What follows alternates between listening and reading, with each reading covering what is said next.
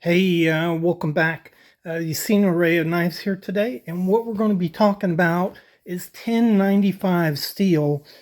What the heck is 1095 steel, and is it any good? I mean, you hardly hear about it anymore nowadays.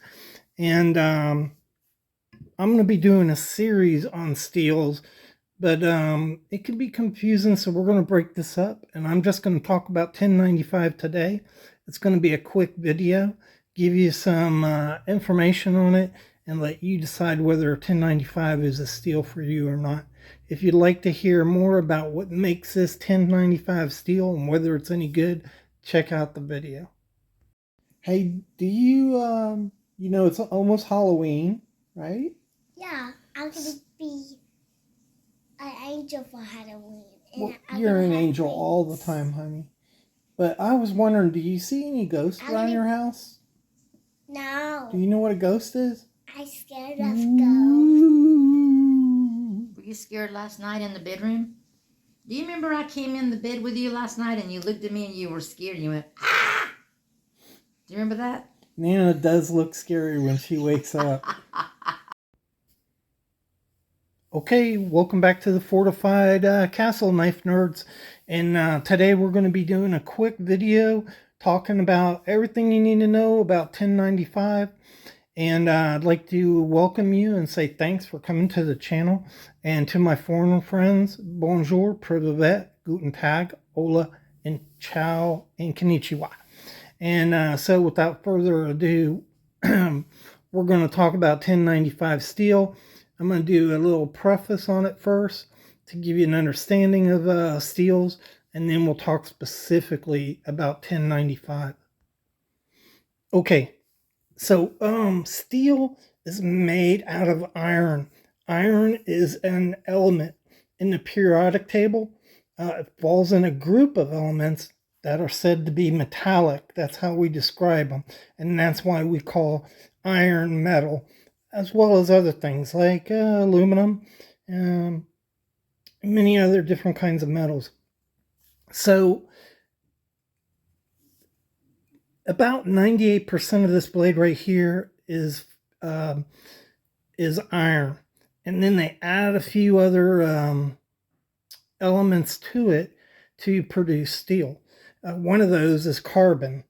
And so, or reduce it. So they could reduce the carbon content also. 1095 steel is 95.95% carbon. So that's the carbon content in the steel. And that's why we call it 1095. Those class steels like 1060 would be 0.60% of carbon in the steel. As you raise the carbon content, the steel gets harder, but it also gets brittler. And so that's a consideration. And 1095 has probably been the go-to steel since the early 20th century. And we didn't call it 1095 back then, but metallurgists that have looked at the steel say it's very, very close to the 1095 we use today. So 1095 steel has 0.95% carbon, 0.5%, which is 50%, 0.5% magnesium, which makes the steel harder, 0.03% phosphorus, which makes it more machinable, and we'll talk about that in a minute. And then 0.05% sulfur. That's kind of surprising, isn't it? And that improves the machinability of the knife, which we'll talk about in a minute. And so that's the chemical composition of 1095 steel. You can, of course, play with that. You could add more. You could add a different alloy to it, like vanadium or molybdenum. And so most carbon steel has that chemical makeup I just gave you. So there's not really any perfect steel. So steel has different characteristics and different properties. And like a caliber in a gun. So what's the best caliber? Well, that's really debatable because really different calibers are used for different things, and different steels are different used for different things. And so it just all depends upon what you're trying to accomplish. But most of the knives, this is a vintage Utica right here. Most of these knives back in the day probably had 1095 steel. They didn't mark the steel that we were using, but it was a common steel, especially after World War II, and was used extensively both in pocket knives and in larger fixed blade knives. So when you're talking about the characteristics of a knife, you talk about its weldability, its hardness, its tensile strength, the machinability, which is that thing that if you're going to cut this and mold it, is it going to spring back? Will it stay the shape that you make it? Workability is the ability to even cut it. So the ability to make these grinds and these cuts in the steel has to do with the workability of the steel. And 1095 has a pretty good, not the best workability because it's hard, but it's pretty workable. And that's why they add those other things to it like sulfur and phosphorus to make it more machinable. These 1095 is pretty tough. Okay, but 0.95% steel is a really hard steel, and so it could be brittle also. And it has to do with how you temper this knife, how well it's going to be performed. It has very good wear resistance because it's high carbon, and so the edge will last for a pretty good length of time. And the other thing about it is it's easy to put an edge on it. So it's not only hard, but it's workable. And so you can put an edge on, a nice edge on 1095 steel real easy. And the corrosion resistance is non-existent in it. So that's the downside of 1095.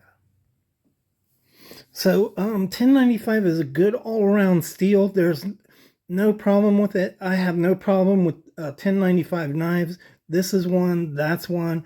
I have a bunch of 1095 knives, and very good companies use 1095. For instance, Tops. Now I know recently Tops has started using some super steels, but their main line of knives is made with 1095, and they stick to it because it's just a good all-around steel. And so it's going to be really durable for you out in the woods. It's an excellent steel for a hunting knife. Bushcrafters like it because it's high in carbon. And so you want to have a high carbon knife out in the woods to create sparks, to create fires. Also, Tops, for instance, says that they've seen Amazon Indians sharpen their steel using sand on top of a log. And that's the beauty of 1095. You can sharpen this on a rock. You could sharpen it on almost anything, and it's easy to sharpen. And so if you're in a survival situation, or you're a bushcrafter, you just like being in the woods like I do, 1095 is a really good steel to have out there in the woods. You really don't need that 3V, and it can get you in trouble. If you let that 3V go dull on you, you are not going to get it sharp out in the wild. Your knife's going to be useless.